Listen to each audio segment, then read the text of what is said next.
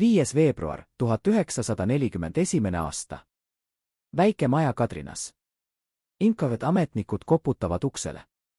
Mees, kes avas ukse, oli kunagi olnud Eesti Vabariigi esimene peaminister, riigivanem, rahandussüsteemi looja. Otto Strandman palus luba minna teise tuppa riideid vahetama. Seal, eemal võõraste pilkudest, tulistas ta endale kuuli pähe. Ta valis surma, mitte alanduse. Ta valis vabaduse, mitte reetmise. Aga kes oli see mees, kelle moraalne selgroog oli nii tugev, et isegi Konstantin Päts pidi teda kartma? Ja miks pidi Päts kasutama kõige kavalamat võtet, et see mees Eestist eemale saada, võtet, mida Nõukogude aparaadis hiljem nimetati auväärseks pakenduseks? 1930. aastatel oli Eesti poliitiline maastik nagu lõhkemata miin. Iga samm võis lõhkeda kogu süsteemi.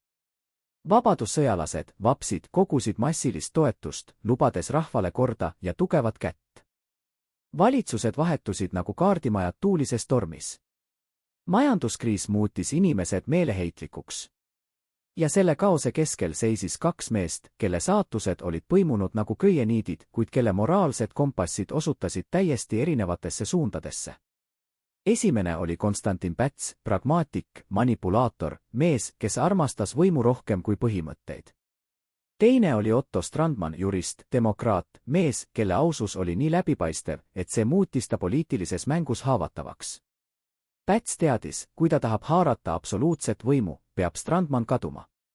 Mitte vangla taha. Mitte hauda. Vaid kaugele, kuhu tema hääl ei kosta, kus tema autoriteet ei sega. Varssavisse. Aga kuidas saata ära mees, kes on rahva silmis kangelane? Kuidas neutraliseerida konkurent nii, et see näeks välja nagu autasu, mitte karistus? Päts leidis vastuse diplomaatilises protokollis. 1933. aasta suvel sai Otto Strandman ametliku pakkumise Eesti saadik Poolas, Tšehhoslovakkias ja Rumeenias resideerumisega Varssavis. Prestiižne amet. Kõrge palk. Esinduskulu, millest Eesti ministrid said ainult unistada. See oli kuldne puur, mille trellid olid nii peened, et neid oli raske märgata. Strandman, kes oli Eesti sisepoliitika räpasusest ja vapside populismist väsinud, võttis pakkumise vastu. Ta ei teadnud, et allkirjastas sellega oma poliitilise surmaotsuse. Varssavi 1930. aastatel oli Euroopa luuretegevuse ristmik. Saksa agendid jälgisid poolakaid. Nõukogude spioone oli igas saalis. Diplomaadid rääkisid viisakalt teed juues, kuid nende silmad otsisid nõrkusi, lünki, võimalusi. Otto Strandman, kes oli harjunud Eesti väikese Riigikogu debattidega, kus kõik tundsid kõiki ja igaüks teadis teise perekonna ajalugu, visati nüüd otse suurde geopoliitilisse katlasse. Tema ülesanne oli esindada riiki, mis oli kahe hiiglase, Nõukogude Liidu ja Saksamaa vahel nagu õhuke klaasplaat. Poola oli Eesti jaoks regionaalse julgeoleku võti. Endise riigipea saatmine Varssavisse oli Poolale tohutu kompliment. See näitas, kui tõsiselt Eesti neid suhteid võttis.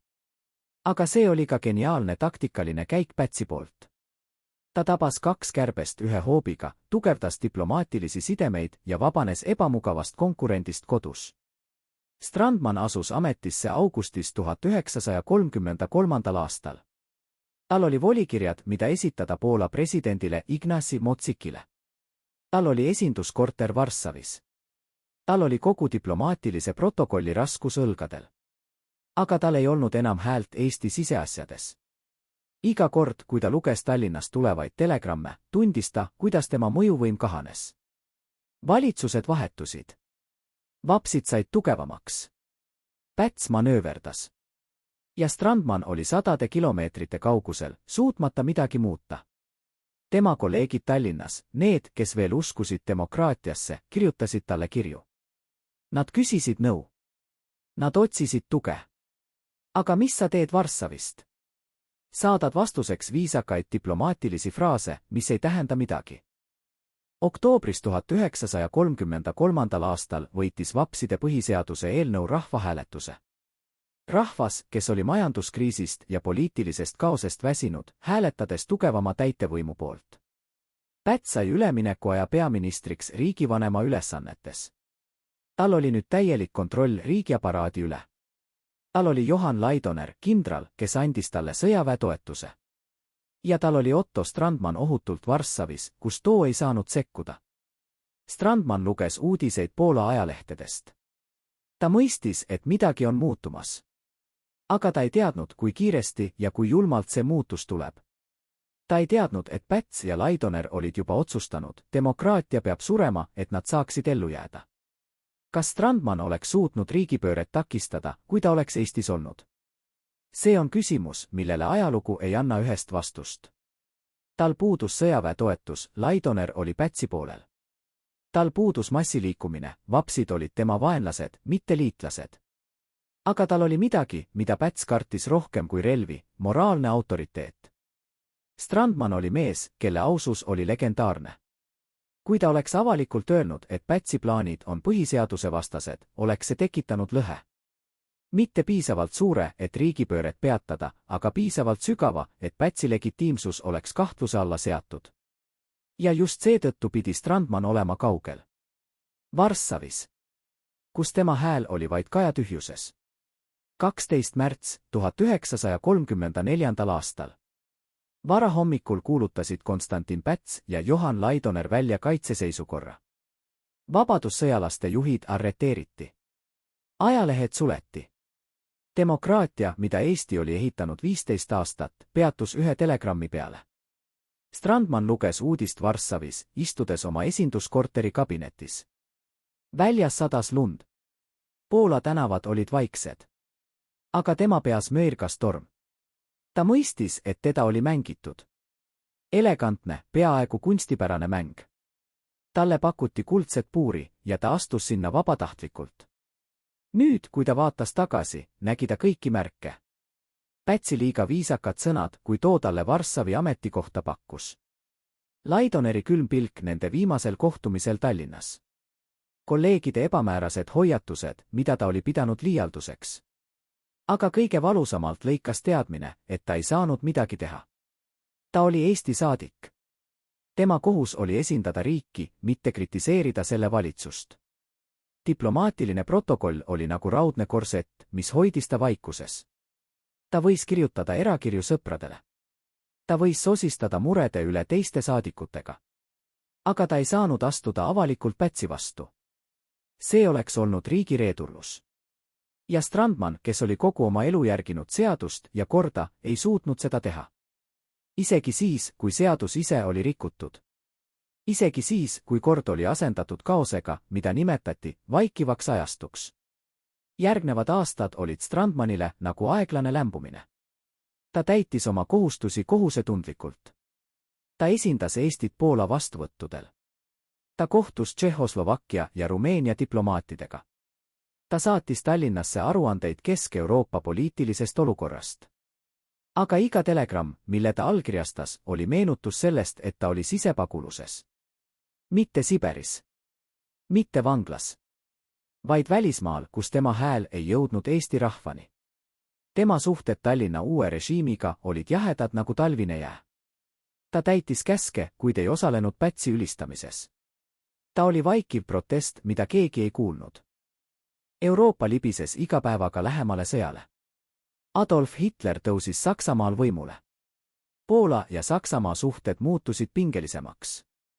Nõukogude Liit jälgis kõike kaugelt, nagu kiskja, kes ootab õiget hetke. Strandman, kes oli saadetud Varssavisse kui ebamugav demokraat, leidis end nüüd Euroopa geopoliitilise mälestiku keskel. Ta nägi, kuidas diktaatorid tõusid. Ta nägi, kuidas demokraatiad vaikusid. Ta nägi, kuidas tema oma riik, väike Eesti, oli muutunud vaid üheks nupuks suures mängus, mida mängisid mehed, kes ei hoolinud rahvaste saatusest. Ja ta mõistis, et Päts, kes oli teda siia saatnud, oli vaid üks neist mängijatest. Väiksem, nõrgem, aga sama põhimõttetu. 1939. aastal, pärast 6 aastat Varssavis, astus Otto Strandman tagasi. Ametlikult tervislikel põhjustel.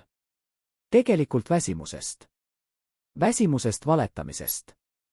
Väsimusest esindamisest režiimi, mida ta ei tunnustanud. Ta naasis Eestisse ja asus elama Kadrinas, väikeses majas, kaugel Tallinna intriigidest. Ta elas tagasitõmbunult. Ta luges raamatuid. Ta kirjutas mälestusi, mida ta ei julgenud avaldada. Ja ta ootas. Sest ta teadis, et ajalugu ei ole veel lõppenud. Et Pätsi mäng ei saa kesta igavesti. Et iga diktaator kohtub oma saatusega. Aga kas ta kujutas ette, milline see saatus saab olema? Kas ta nägi ette, et aasta pärast tema tagasitulekut neelab Nõukogude Liit Eesti?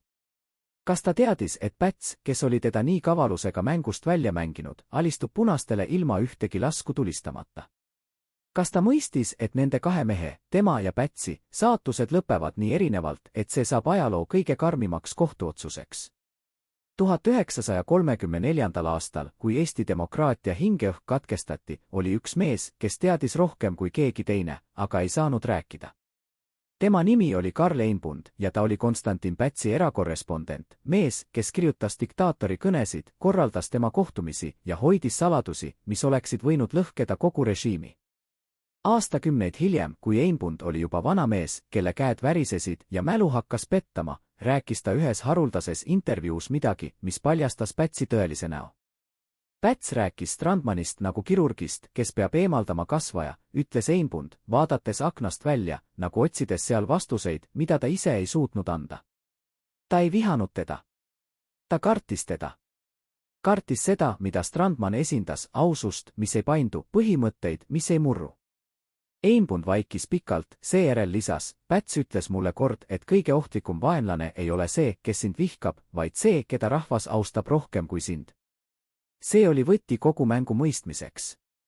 Strandman ei olnud Pätsi jaoks lihtsalt poliitiline konkurent. Ta oli peegel, mis näitas Pätsi enda moraalseid kompromisse liiga selgelt. Iga kord, kui Päts vaatas Strandmani poole, nägi ta meest, kes oli keeldunud mängimast räpaseid mänge, kes oli jäänud truuks oma põhimõtetele isegi siis, kui see tegi temast poliitilises areenas haavatava. Ja see oli talumatu. Sest Päts teadis, et kui tuleb hetk, kus ta peab valima võimu ja õigluse vahel, valib ta alati võimu. Aga Strandman? Strandman valiks õigluse. Ja just see tegi temast nii ohtliku. Mitte tema poliitiline jõud. Mitte tema toetajad. Vaid tema moraalne selgroog, mis oli nii sirge, et see pani teised tundma end kõveraks. Aga kuidas neutraliseerida meest, kelle ainus relv on ausus? Päts leidis vastuse diplomaatilises etiketis. Varssavi saadiku ametikoht ei olnud lihtsalt tööpakkumine. See oli meistritükk psühholoogilises manipulatsioonis. Esiteks, see oli prestiiž, endise riigipea saatmine suursaadikuks näitas, kui oluline see missioon oli. Teiseks, see oli raha, saadikute palgad ja esinduskulud olid nii kõrged, et keeldumine oleks näinud välja nagu ahnus või ebalojaalsus. Kolmandaks, ja see oli kõige geniaalsem, see oli kohustus, kui Strandman ametikoha vastu võttis, sai temast diplomaat, kelle kohus oli vaikida riigi siseasjade osas. Diplomaatiline protokoll muutus vaikimise lepinguks. Päts ei vangistanud Strandmani. Ta ei tapnud teda. Ta lihtsalt pani talle käed ette kuldsetest ahelatest, mis olid nii ilusad, et keegi ei märganud, et need on ahelad. Kas Strandman mõistis, mida temaga tehakse? Mõned tema lähedased väitsid hiljem, et ta teadis. Et ta nägi Pätsi plaani läbi, aga oli lihtsalt liiga väsinud, et vastu hakata. Teised uskusid, et ta oli siiras, et ta tõesti lootis, et Varssavis saab ta teenida Eestit paremini kui Tallinna poliitilises soos. Aga tõde on ilmselt kuskil vahepeal. Strandman oli kogenud poliitik. Ta oli näinud, kuidas võim rikub inimesi. Ta oli näinud, kuidas Päts muutus aastate jooksul järjest kavalamaks, järjest kompromissitumaks. Aga ta ei osanud ette näha, kui kiiresti ja kui julmalt Päts oma plaani ellu viib. Ta ei osanud uskuda, et mees, kellega ta oli koos ehitanud Eesti Vabariiki, on valmis selle vabariigi hävitama, et ise võimule jääda. Ja just see usk inimeste headuses, see naiivne, ilus, traagiline usk oli Strandmani saatus. Kui Strandman augustis 1933. aastal Varssavisse sõitis, jättis ta maha rohkem kui lihtsalt oma poliitilise karjääri. Ta jättis maha oma võimaluse mõjutada Eesti saatust kõige kriitilisemal hetkel. Ja Päts teadis seda. Einbund meenutas hiljem, kuidas Päts Strandmani lahkumise päeval istus oma kabinetis, vaatas aknast välja ja ütles vaikselt, peaaegu endale, nüüd on tee vaba. Mida ta sellega mõtles? Einbund ei julgenud küsida. Aga hiljem, kui 12. märts 1934. aastal saabus ja demokraatia surma kuulutati, mõistis ta. Tee oli vaba. Vaba Pätsi absoluutsele võimule. Vaba riigipöördele. Vaba diktaatorile, kes ei pidanud enam kartma, et keegi teda peeglis vaatab ja küsib, kas see on ikka õige. Varssavis elas Otto Strandman kahe maailma vahel. Ühelt poolt oli ta Eesti Vabariigi ametlik esindaja, mees, kes kandis frakki diplomaatilistel vastuvõttudel, kes pidas kõnesid Poola-Eesti sõpruse auks, kes kohtus ministrite ja suursaadikutega, arutades Euroopa julgeoleku küsimusi. Teiselt poolt oli ta sisepagulane, mees, kes luges Tallinnast tulevaid telegramme nagu vangistusest tulevaid kirju, kes kuulis kuulujutte Pätsi järjest autoritaarsemast režiimist, kes nägi, kuidas tema enda riik libises järjest kaugemale väärtustest, mille nimel ta oli võidelnud. Ja kõige hullem oli see, et ta ei saanud midagi teha. Diplomaatiline etikett oli nagu nähtamatu käeraud, mis hoidis ta vaikuses. Iga kord, kui ta tahtis avalikult kritiseerida Pätsi, meenutas talle keegi, et ta on saadik, mitte poliitik. Et tema kohus on esindada, mitte hinnata. Aga oli hetki, kui see mask pragunesid. Üks neist hetkedest juhtus 1936. aastal, kui Strandman kohtus Varssavis oma vana sõbra, ajakirjanik Mihkel Kampmanniga, kes oli tulnud Poolasse reportaaži tegema. Nad istusid väikeses kohvikus Varssavi vanalinnas, kaugel diplomaatilisest protokollist ja ametlikest kõrvadest. Kampmann kirjutas hiljem oma päevikusse selle vestluse üles ja need read on ühed väheseid dokumente, mis näitavad Strandmani tõelist seisundit. Otto nägi välja nagu mees, kes on kaotanud une, kirjutas Kampmann. Tema silmad olid väsinud, aga mitte unest, väsinud valetamisest. Ta rääkis mulle, kuidas iga hommik algab sellega, et ta loeb Eesti ajalehti ja näeb, kuidas Päts ehitab kulti enda ümber. Kuidas kriitilised hääled vaigistuvad. Kuidas demokraatia, mille nimel me kõik võitlesime, muutub aeglaselt farssiks. Strandman ei öelnud seda valjusti, aga Kampmann kuulis tema hääles midagi, mis oli hullem kui viha, ta kuulis süütunnet. Süütunnet selle üle, et ta ei ole seal, kus ta peaks olema. Et ta võttis vastu selle kuldse puuri, selle prestiižse ameti, selle kõrge palga ja nüüd, kui tema riik vajab teda kõige rohkem, on ta sadade kilomeetrite kaugusel, suutmatu midagi muuta. Ma küsisin temalt, kas ta kahetseb, et võttis Varssavi ametikoha vastu, kirjutas Kampmann. Ta vaikis pikalt, seejärel ütles, iga päev. Aga siis ta lisas midagi, mis muutis kõike, aga isegi kui ma oleksin Tallinnas, kas ma oleksin suutnud midagi muuta? Päts ei mängi reeglite järgi. Ja mina ei oska mängida ilma reegliteta. See oli Strandmani tragöödia kokkuvõte. Ta oli mees, kes uskus seadusesse, korrasse, demokraatiasse. Aga kuidas võidelda mehe vastu, kes on valmis kõik need asjad ohverdama? Kampmann lahkus Varssavist mõni päev hiljem, aga see vestlus jäi talle kummitama. Ta kirjutas reportaaži Eesti saadiku tööst Poolas, kuid jättis välja kõik, mida Strandman oli talle usaldanud. Sest ta teadis, et kui need sõnad jõuaksid Tallinnasse, oleks Strandmani karjäär lõppenud. Mitte, et Strandman oleks hoolitud, Kampmann oli kindel, et Otto oleks isegi tundnud kergendust, kui ta oleks saanud lõpuks vabalt rääkida. Aga Kampmann ei tahtnud olla see, kes lõpetab viimase ausate meeste hääle Eesti diplomaatias. Nii et ta vaikis. Ja Strandman jäi Varssavisse. Vaikima. Kannatama. Ootama. Euroopa muutus iga kuuga ohtlikumaks. Adolf Hitler annekteeris Austria 1938. aastal. Tšehhoslovakkia lõhuti Müncheni kokkuleppe järel. Poola, kus Strandman elas, oli nüüd otseselt ohustatud, Saksamaa idast, Nõukogude Liit läänest.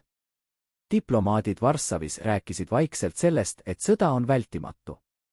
Ja Strandman, kes oli saadetud siia kui ebamugav demokraat, leidis end nüüd Euroopa geopoliitilise katastroofi eesliinil.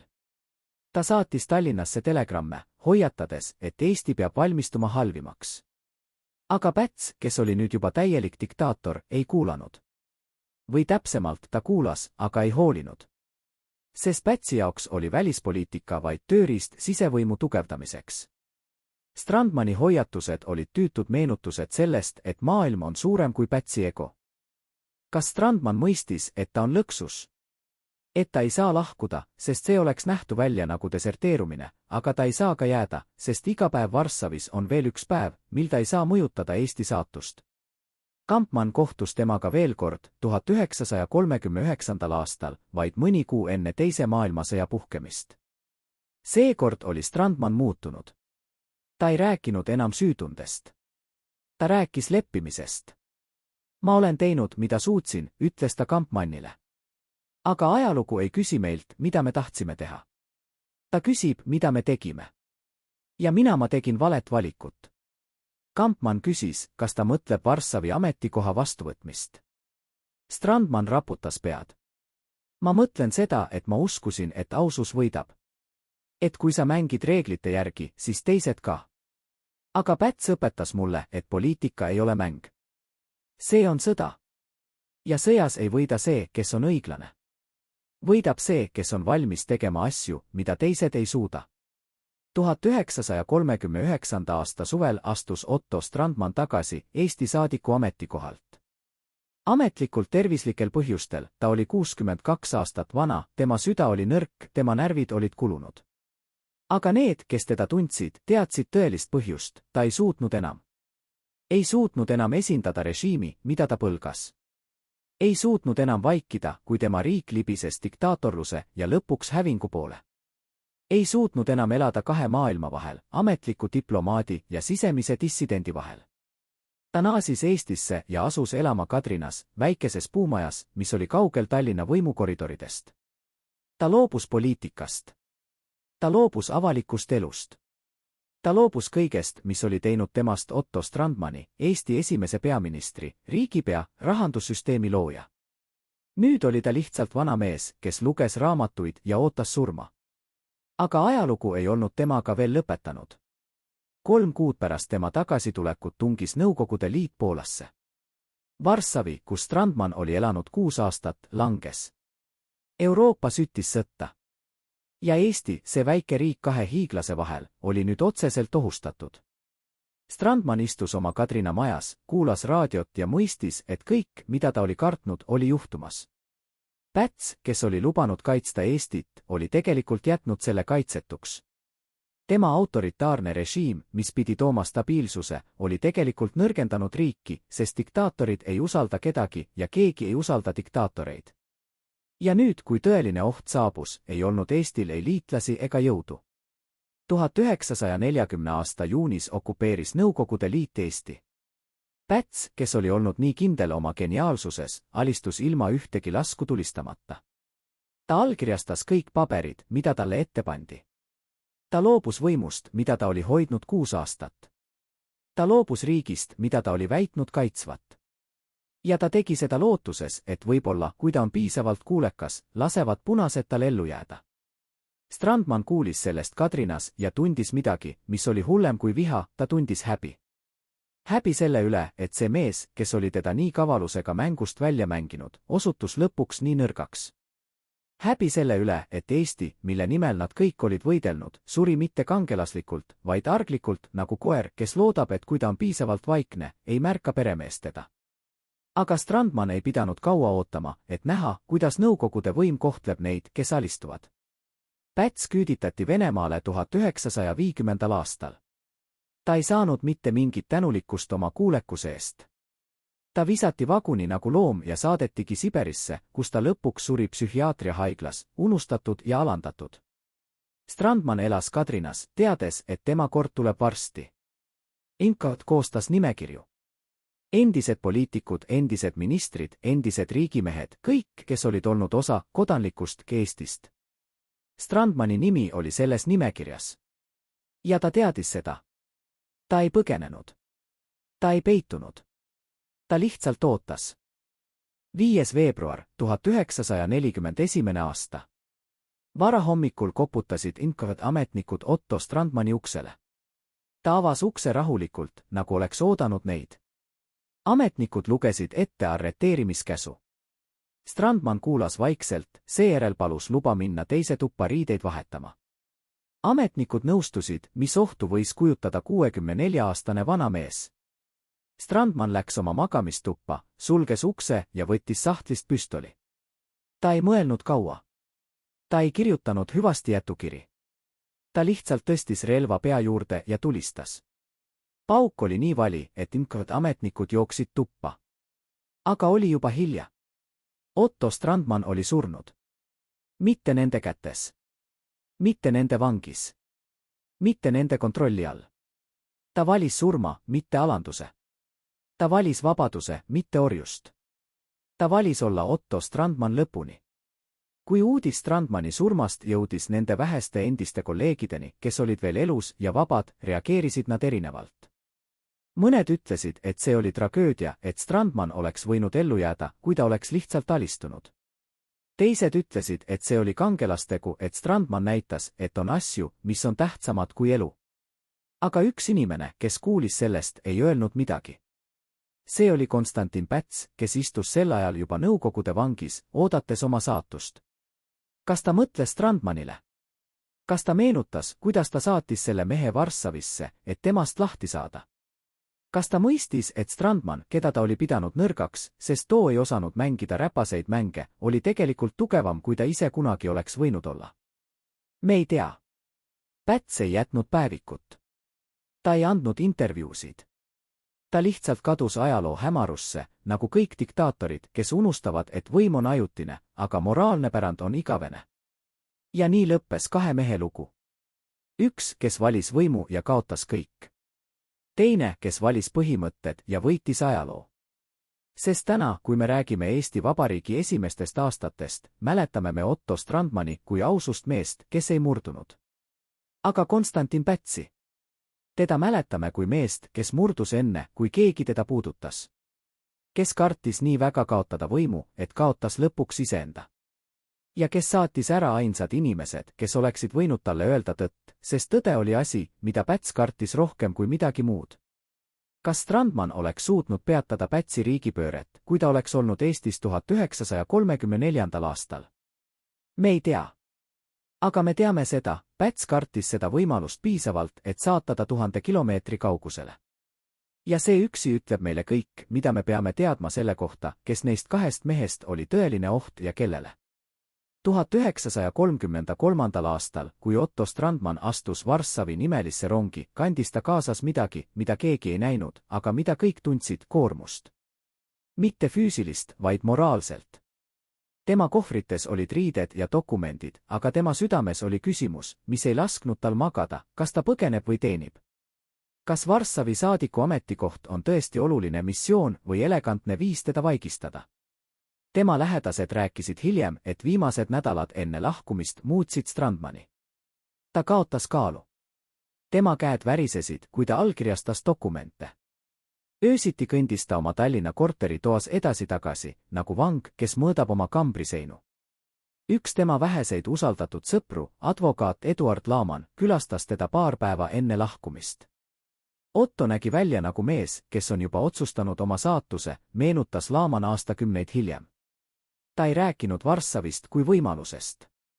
Ta rääkis sellest kui kohustusest, millest ta ei saa keelduda, sest keeldumine oleks tähendanud tunnistada, et ta kardab Pätsi. Aga mida Strandman tegelikult kartis?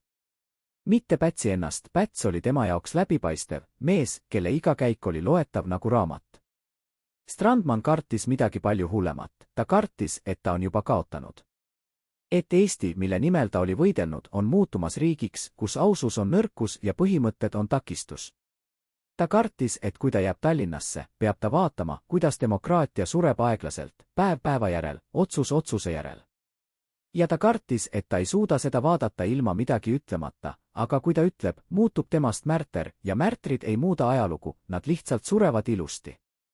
Nii et ta valis kolmanda tee, ta lahkus. Mitte põgenedes, vaid teenides.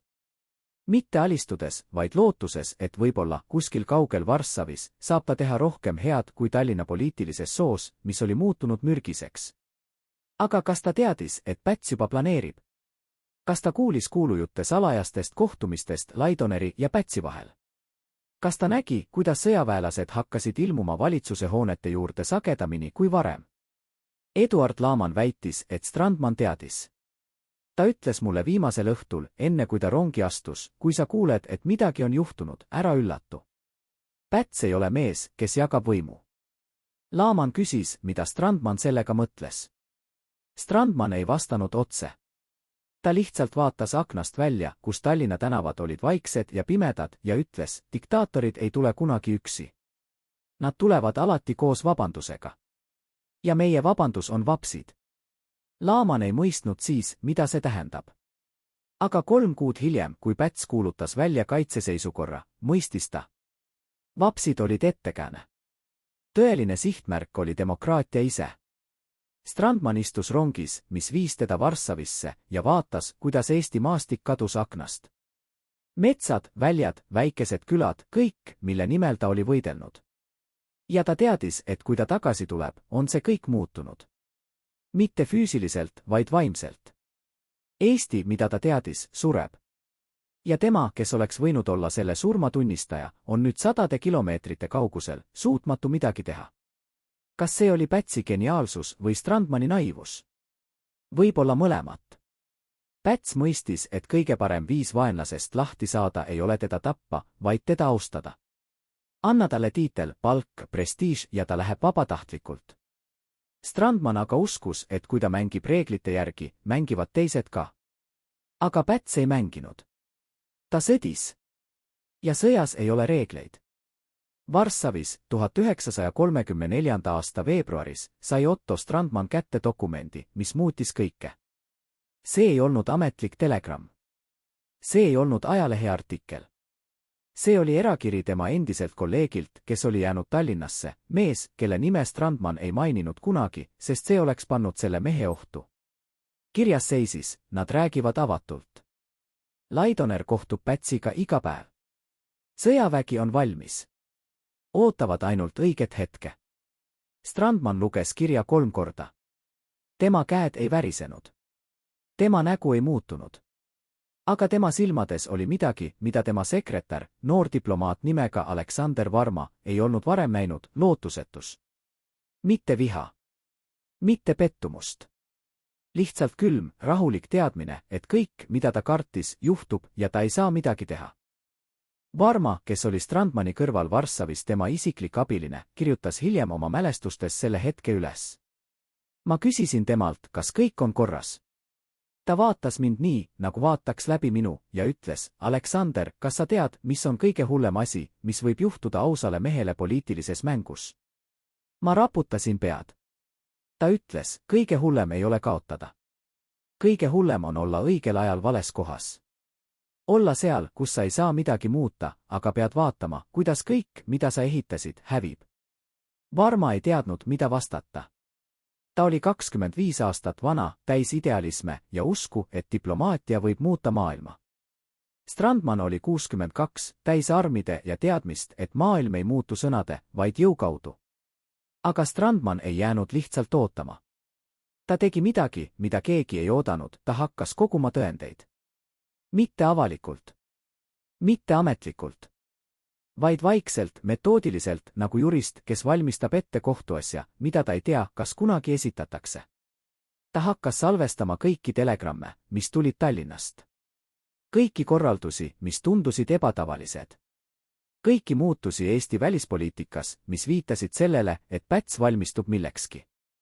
Varma küsis temalt, miks ta seda teeb. Strandman vastas, sest kui see juhtub, peab keegi dokumenteerima. Peab keegi näitama, et see ei olnud spontaanne. Et see oli planeeritud. Et Päts ei päästnud Eestit, ta röövis selle. Varma küsis, kellele ta neid dokumente näitab. Strandman raputas pead. Ma ei tea. Võib-olla kellelegi. Võib-olla ajaloole. Need dokumendid, telegrammi koopiad, märkmed, isiklikud kirjad peideti Varssavi saatkonna seifis. Strandman ei rääkinud neist kellelegi peale Varma. Aga need olid tema viis võidelda.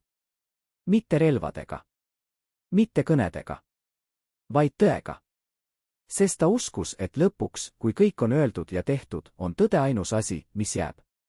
Aga kas ta mõistis, kui habras see usk oli? Kas ta teadis, et kui Nõukogude Liit Eesti okupeerib, hävitatakse kõik need dokumendid? Kas ta mõistis, et ajalugu ei kirjuta alati võitjad, vaid need, kes jäävad ellu? Varma väitis hiljem, et Strandman teadis. Ta ütles mulle kord, Aleksander, tõde ei võida alati. Aga kui me ei võitle selle eest, kaotame kindlasti. 12. märts 1934. aastal. Strandman istus oma Varssavi kabinetitoolil, kui telegramm saabus.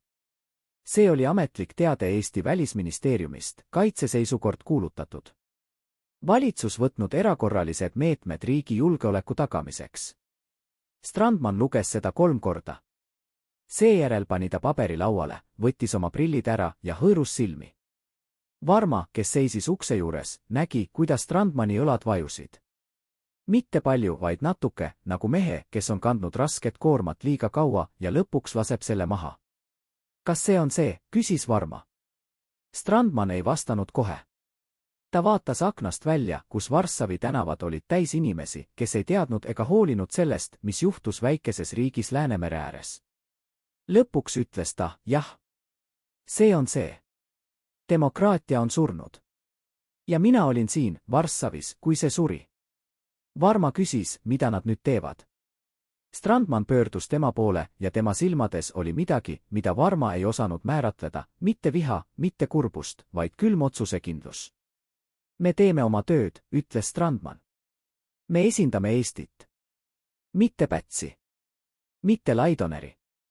Vaid Eestit. Sest Eesti on rohkem kui üks mees või üks režiim. Eesti on idee. Ja ideed ei saa tappa kaitseseisukorraga. Aga kas Strandman ise uskus seda?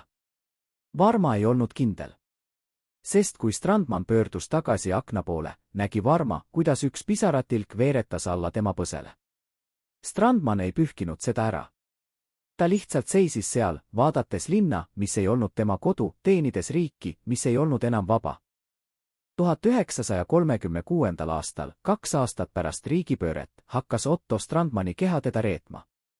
Esimesed märgid olid peened, väsimus, mis ei kadunud pärast und, valurinnus, mis tuli ja läks, hingeldus pärast trepist üles kõndimist. Strandman ignoreeris neid. Ta oli 69 aastat vana ja oli elanud elu, mis oli täis stressi ja pettumusi. Muidugi tema keha protesteeris. Aga siis tulid tõsisemad sümptomid. Öised higihoogud. Pearinglus. Hetked, kui tema süda lõi nii kiiresti, et ta pidi istuma ja ootama, kuni see rahuneb. Varma sundis teda lõpuks arsti juurde minema. Arst, Varssavis praktiseeriv saksa arst nimega doktor Friedrich Müller, uuris Strandmani põhjalikult ja andis diagnoosi: südamepuudulikkus, kõrge vererõhk, närvinõrkus. Te peate puhkama, ütles Müller. Mitte ainult päevaks või nädalaks. Vaid kuudeks. Te peate lahkuma stressist, muidu tapab see teid. Strandman kuulas vaikselt, seejärel küsis, kui kaua mul on. Müller vaatas teda üllatunult. Ma ei räägi surmast, härra saadik. Ma räägin puhkusest. Strandman raputas pead. Doktor Müller, ma olen poliitik piisavalt kaua, et teada, kui keegi ütleb mulle, et ma pean puhkama, tähendab see, et mu aeg hakkab otsa saama. Nii et ma küsin uuesti, kui kaua mul on. Müller ohkas. Kui te jätkate samas tempos, võib-olla aasta. Võib-olla 2. Aga kui te puhkate, võib-olla 5 või 10. Strandman noogutas. Tänan teid aususe eest. Ta lahkus arsti kabinetist ja ei rääkinud sellest kellelegi peale Varma. Aga Varma nägi, kuidas midagi Strandmanis muutus. Ta ei muutunud kurvemaks ega hirmunumaks. Ta muutus rahulikumaks.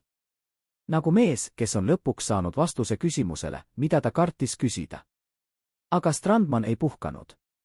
Ta töötas edasi, päev päeva järel, nädal nädala järel. Varma küsis temalt, miks. Strandman vastas, sest kui ma peatan, pean ma mõtlema. Ja kui ma mõtlen, pean ma tunnistama, et kõik, mida ma tegin, oli asjatu. Et ma võtsin vastu Varssavi ametikoha, sest ma uskusin, et saan siin midagi muuta. Aga ma ei muutnud midagi. Eesti on endiselt diktatuuri all. Päts on endiselt võimul. Ja mina olen lihtsalt vana mees, kes sureb aeglaselt võõras linnas. Varma üritas vastu vaielda, aga Strandman tõstis käe. Ära. Ma ei vaja lohutust. Ma vajan tööd. Sest töö on ainus asi, mis hoiab mind mõtlemast sellele, kui palju ma olen kaotanud. Aga oli hetki, kui Strandman ei suutnud mitte mõelda.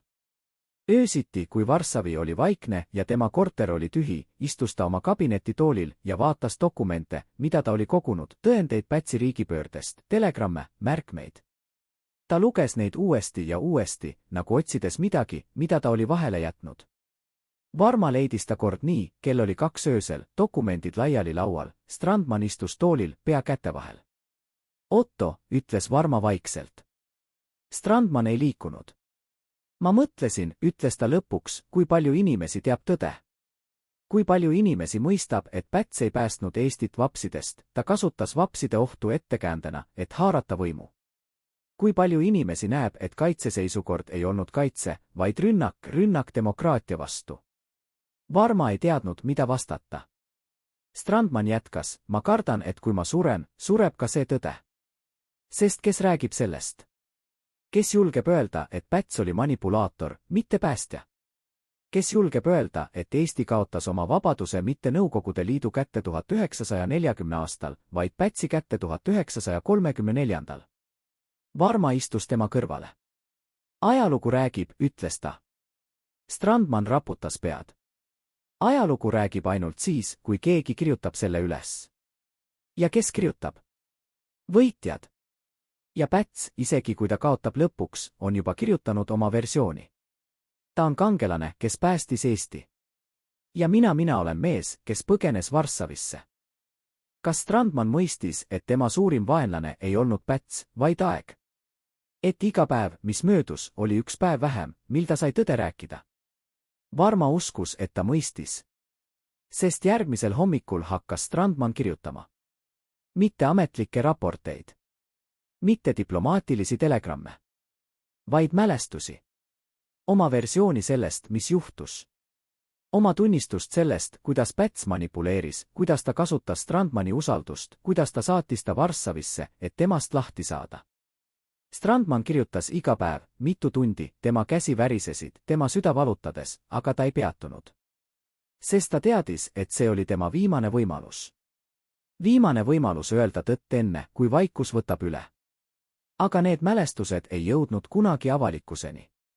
Kui Nõukogude Liit okupeeris Eesti 1940 aastal, hävisid kõik Strandmani isiklikud paberid. Kas Varma päästis mõned? Kas keegi luges neid enne, kui nad põletati? Me ei tea. Aga me teame seda, Strandman üritas. Ta ei alistunud vaikimisele. Ta võitles tõe eest viimase hingetõmbeni. Ja see, isegi kui keegi ei kuulnud, oli tema võit. Mitte Pätsi üle. Vaid iseenda üle hirmu, üle väsimuse, üle lootusetus. 1939. aastal, kui Strandman lõpuks tagasi astus ja naasis Eestisse, oli ta varimehest, kes oli lahkunud 6 aastat varem. Tema keha oli nõrk. Tema süda oli haige. Aga tema vaim oli midagi, mida Päts ei suutnud kunagi murda. Ja kui 5. veebruar 1941. aasta saabus ja Nkvt koputas tema uksele, tegi Strandman viimase valiku, mis määratles tema kogu elu. Ta ei alistunud. Ta ei palunud. Ta ei lootnud. Ta lihtsalt võttis püstoli ja tulistas. Ja selles hetkes, selles viimases, lõplikus hetkes, oli ta vabam kui Päts kunagi oli. Sest Päts elas võimuorjana. Aga Strandman suri vabaduse mehena. Kes võitis? Ajalugu annab vastuse. Täna mäletame Strandmani kui kangelast. Pätsi mäletame kui tragöödiat. Ja see üksi on kõik, mida me peame teadma selle kohta, mis juhtub, kui sa valid võimu põhimõtete asemel. Sa võidad hetke. Aga kaotad igaviku. 1934. aasta märtsi keskpaigas, kui Eesti demokraatia hingamine oli juba peatunud, istus üks mees Varssavi hotellibaaris ja jõi aeglaselt konjaki. Tema nimi oli Mihkel Pung ja ta oli äsja saabunud Tallinnast, ametlikult äriasjade pärast, tegelikult põgenikuna. Pung oli olnud Riigikogu liige, üks väheseid, kes oli julgenud avalikult kritiseerida Pätsi kasvavat autoritaarsust. Nüüd, kui kaitseseisukord oli kuulutatud ja kriitilised hääled vaigistatud, oli tal 2 valikut, vangla või välismaa. Ta valis viimase. Varssavis otsis ta üles Otto Strandmani, lootes leida toetust, nõu, võib-olla isegi abi põgenemiseks edasi läände. Aga kui ta lõpuks Strandmaniga kohtus, leidis ta hoopis midagi muud, meest, kes oli muutunud elavaks monumendiks oma vigadele. Nad istusid Strandmani kabineti vaikuses. Pung rääkis kiiresti, närviliselt, kuidas Päts oli kõik planeerinud, kuidas Laidoner oli sõjaväe mobiliseerinud, kuidas vapsid arreteeriti ühe ööga, kuidas Riigikogu lihtsalt kadus. Strandman kuulas, tema nägu liikumatu nagu kivi. Kui Pung lõpetas, valitses pikk vaikus. Siis Strandman küsis ainult ühe küsimuse, kas keegi võitles vastu. Pung raputas pead. Ei olnud aega. Kõik juhtus nii kiiresti. Strandman noogutas aeglaselt. Ei, ütles ta vaikselt. Ei juhtunud kiiresti. See juhtus kuude jooksul. Aga me kõik vaatasime ja ootasime, et keegi teine teeb midagi. Ja nüüd, kui kõik on läbi, küsime, kuidas see juhtus. Pung vaatas teda üllatunult. Ta oli oodanud kaastunnet, viha Pätsi vastu, võib-olla isegi plaani, kuidas režiimi kukutada. Aga selle asemel kuulis ta süüdistust. Te arvate, et see on meie süü, küsis Pung. Strandman raputas pead. Mitte süü. Vastutus. Me kõik, mina, sina, kõik, kes uskusid demokraatiasse, me tegime ühe vea. Me arvasime, et demokraatia kaitseb ennast. Et kui me järgime reegleid, järgivad teised ka. Aga Päts ei järginud reegleid. Ta kasutas neid. Ja kui me lõpuks mõistsime, mis toimub, oli juba hilja. Pung küsis, aga mida me oleksime pidanud tegema? Strandman vaatas teda otse silma. Võitlema. Mitte siis, kui kõik on läbi. Vaid siis, kui esimesed märgid ilmusid. Kui Päts hakkas koondama võimu. Kui Laidoner hakkas sõjaväge politiseerima. Kui vapsid muutusid ettekäändeks, mitte ohuks. Pung tundis, kuidas midagi tema sees murdus. Aga teie olite siin, Varssavis. Teie ei saanud võidelda. Strandman sulges silmad hetkeks. Kui ta need avas, oli neis midagi, mis pani Pungi vaikima, puhas, toores valu. Just nimelt, ütles Strandman. Ma olin siin. Ja see oli minu valik. Keegi ei sundinud mind. Päts pakkus ja ma võtsin vastu. Ma ütlesin endale, et teen seda Eesti pärast. Aga tõde on see, et ma tegin seda enda pärast. Sest ma olin väsinud. Väsinud võitlemisest. Väsinud kaotamisest. Ja kui Päts pakkus mulle kuldset puuri, astus ma sinna, sest see oli lihtsam kui jääda ja vaadata, kuidas kõik, mida ma uskusin, hävib. Pung ei teadnud, mida öelda. Strandman jätkas, nüüd ma elan selle valikuga. Iga päev. Iga telegramm Tallinnast on meenutus sellest, et ma olin õigel ajal vales kohas. Või täpsemalt, ma panin end valesse kohta. Kas see oli tõde või enesepiinamise? Pung ei osanud öelda. Aga ta nägi, et Strandman uskus seda. Ja see usk oli muutnud ta millekski, mida Pung ei osanud määratleda, mitte ohvriks, mitte kangelaseks, vaid tunnistajaks. Tunnistajaks oma aja suurimale moraalsele läbikukkumisele, hetkele, kui head inimesed valisid mugavuse põhimõtete asemel. Pung lahkus Varssavist mõni päev hiljem, jätkates oma põgenemist läände. Ta ei kohtunud Strandmaniga enam kunagi. Aga see vestlus jäi talle kummitama kogu ülejäänud elu. Sest Strandman ei öelnud talle, et Päts oli kuri.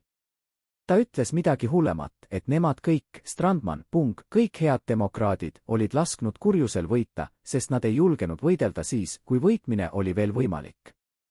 1937. aastal, 3 aastat pärast riigipööret, toimus Varssavis sündmus, millest peaaegu keegi ei tea, aga mis avab Strandmani viimaseid aastaid nagu röntgen. Poola välisministeerium korraldas vastuvõttu Balti riikide saadikutele, Eesti, Läti ja Leedu diplomaadid pidid kohtuma Poola ametnikega, et arutada regionaalse julgeoleku küsimusi. Strandman, kes oli sel ajal juba 70-aastane ja terviseprobleemidega, pidi seal Eestit esindama. Aga vastuvõtu õhtul juhtus midagi ootamatut. Kui Poola välisminister pidas kõne, kus ta kiitis Balti riikide stabiilsust ja tugevat juhtimist, tõusis Strandman oma kohalt ja lahkus saalist. Mitte valjusti. Mitte skandaalselt. Lihtsalt lahkus.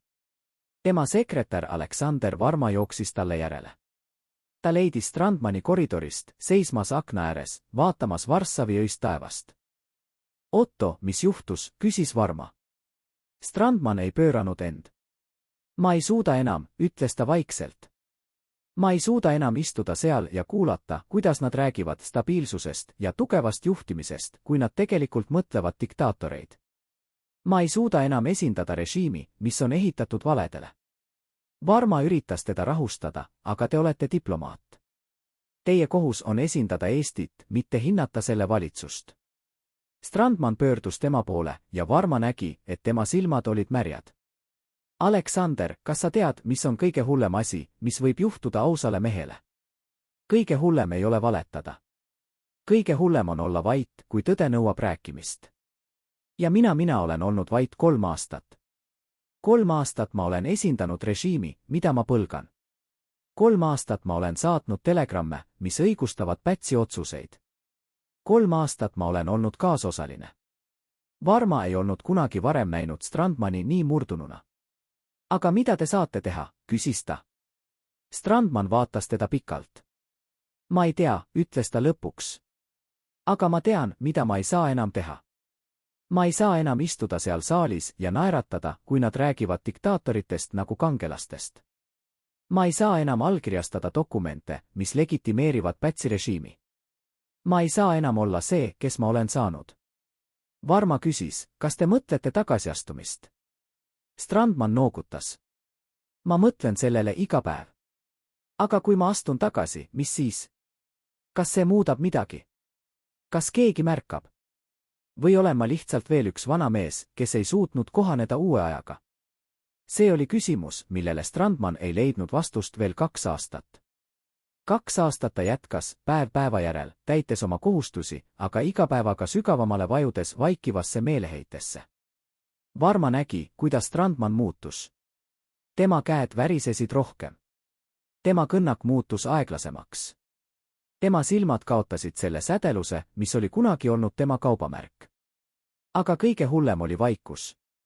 Strandman, kes oli kunagi olnud tuntud oma teravate kommentaaride ja intellektuaalse elulisuse poolest, muutus vaikseks.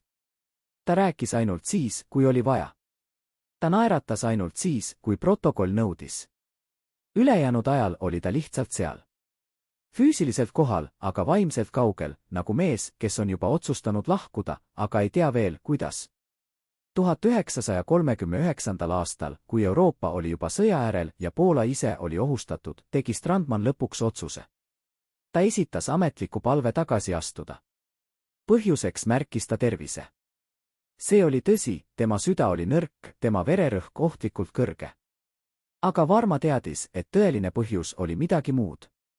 Strandman ei suutnud enam elada valetusega. Valetusega, et ta teenib Eestit, kui tegelikult teenib ta Pätsi. Valetusega, et diplomaatia on oluline, kui tegelikult on see lihtsalt viis vältida tõde. Valetusega, et ta on vaba mees, kui tegelikult on ta vang, mitte Pätsi vang, vaid omaenda valikute vang. Kui Strandman lahkus Varssavist viimast korda, seisis Varma rongijaamas ja vaatas, kuidas vana mees astub vagunisse. Strandman ei pöördunud tagasi. Ta ei lehvitanud. Ta lihtsalt kadus vaguni sisse ja Varma ei näinud teda enam kunagi. Aga Varma meenutas hiljem, et viimane asi, mida ta nägi, oli Strandmani selg, sirge, uhke, aga kuidagi lõplik. Nagu mees, kes on lõpuks leppinud sellega, et mõned lahingud ei ole võidetavad. Mitte sellepärast, et vaenlane on liiga tugev, vaid sellepärast, et sa ise oled juba kaotanud enne, kui lahing algas. 5. veebruar 1941. aasta. Kadrina väike puumaja. Otto Strandman ärkas varakult, nagu alati. Ta tegi endale teed, istus oma lemmiktoolile ja luges ajalehte. Uudised olid kohutavad, Nõukogude okupatsioon oli muutnud Eesti äratundmatuseks. Küüditamised. Arreteerimised. Terror. Aga Strandman luges rahulikult, nagu lugeks ilmateadet. Ta oli näinud seda kõike tulevat. Ta oli hoiatanud. Keegi ei kuulanud. Nüüd oli hilja. Keskpäeval kuulis ta autot. Ta teadis, kes tuleb. Inkod. Ta oli oodanud neid juba kuud. Tema nimi oli nimekirjas, endine peaminister, endine riigivanem, endine saadik. Mees, kes teadis liiga palju ja kes ei olnud kunagi õppinud vaikima. Kui koputus uksele tuli, avas Strandman rahulikult. 2 meest mundrites. Nad lugesid ette arreteerimiskäsu. Strandman kuulas vaikselt, seejärel ütles, kas ma võin minna teise tuppa riideid vahetama. Mehed vahetasid pilke. See oli tavaline palve. Nad nõustusid. Strandman läks oma magamistuppa ja sulges ukse. Ta ei vaadanud ringi. Ta ei mõelnud pikalt. Ta lihtsalt avas sahtli, võttis välja püstoli, mille ta oli ostnud juba aastaid tagasi just selleks hetkeks. Ta tõstis relva pea juurde. Viimane mõte, mis tal oli, ei olnud hirm ega kahetsus. See oli kergendus. Lõpuks, pärast kõiki neid aastaid, pärast kõiki neid valikuid, pärast kõiki neid vigu, sai ta teha ühe õige valiku. Ta ei alistunud. Ta ei palunud. Ta ei lootnud. Ta lihtsalt tulistas. Pauk oli nii vali, et inkõd mehed jooksid tuppa. Aga oli juba hilja. Otto Strandman lebas põrandal, veri voolamas tema peast. Tema silmad olid lahti, aga nad ei näinud enam midagi. Üks meestest vandus. Teine läks välja, et raporteerida. Nad ei mõistnud, mida nad olid kaotanud. Nad arvasid, et kaotasid lihtsalt ühe vangi. Aga tegelikult kaotasid nad tunnistaja. Tunnistaja, kes oleks võinud rääkida tõtt Pätsi kohta, Eesti kohta, selle kohta, kuidas demokraatia sureb, mitte ühe hoobiga, vaid tuhandete väikeste kompromisside kaudu, mida head inimesed teevad, sest nad on väsinud võitlemisest. Strandmani surm ei olnud kangelastegu. See ei olnud protest. See oli lihtsalt viimane valik mehe poolt, kes oli kogu oma elu teinud valikuid ja kes lõpuks otsustas, et on üks valik, mida ta ei tee, ta ei alista end neile, kes esindavad kõike seda, mille vastu ta võitles. Kas see oli õige valik? Ajalugu ei vasta sellistele küsimustele. Aga see oli Strandmani valik.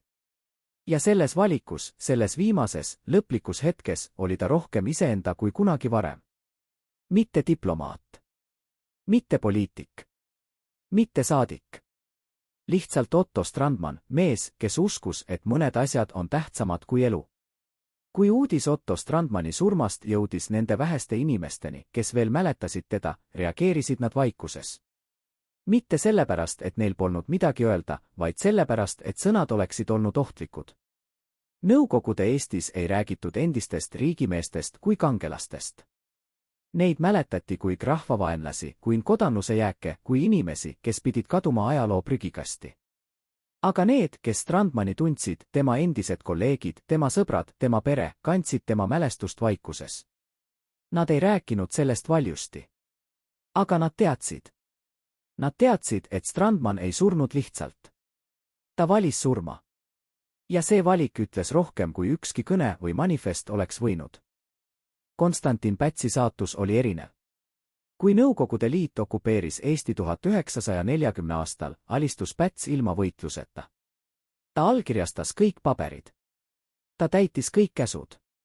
Ta loobus võimust, mida ta oli hoidnud 6 aastat, lootes, et kui ta on piisavalt kuulekas, lasevad punased tal ellu jääda. Aga diktaatorid ei saa armu. 1950. aastal küüditati Päts Venemaale. Ta veetis oma viimased aastad psühhiaatriahaiglas Tveri oblastis, unustatud ja alandatud.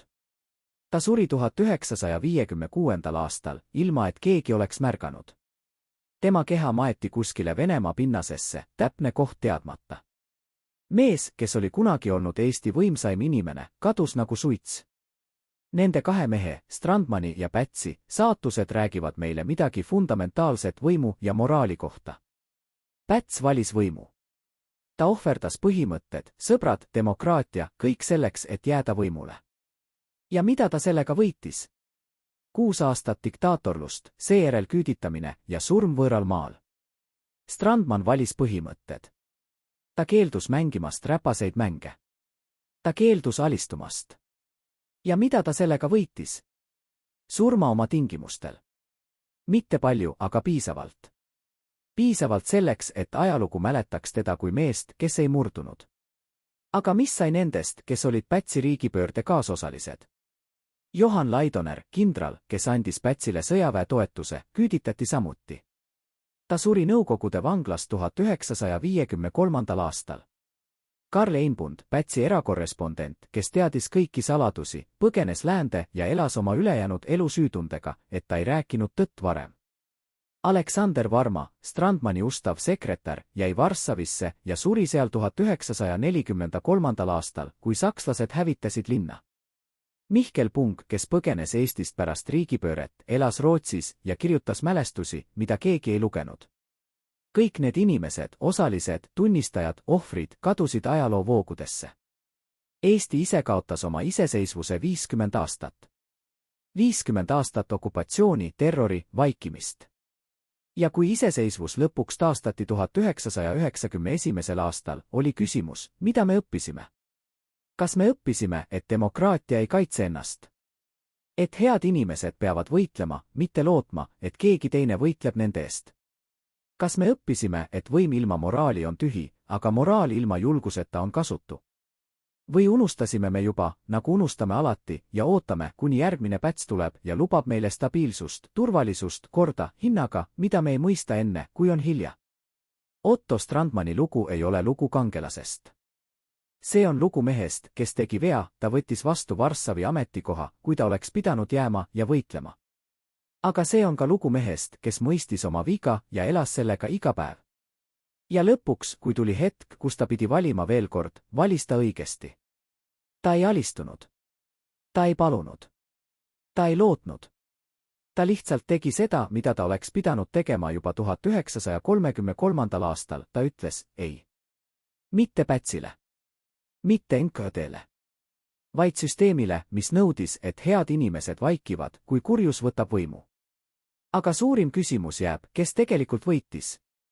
Kas Päts, kes sai 6 aastat võimu, aga kaotas lõpuks kõik? Kas Strandman, kes kaotas kõik juba alguses, aga hoidis oma hinge puhtana? Või keegi kolmas, keegi, keda me ei tea, keegi, kes seisis varjus ja vaatas, kuidas need 2 meest hävitasid üksteist ja kes lõpuks võttis kõik? Ajalugu ei anna lihtsaid vastuseid.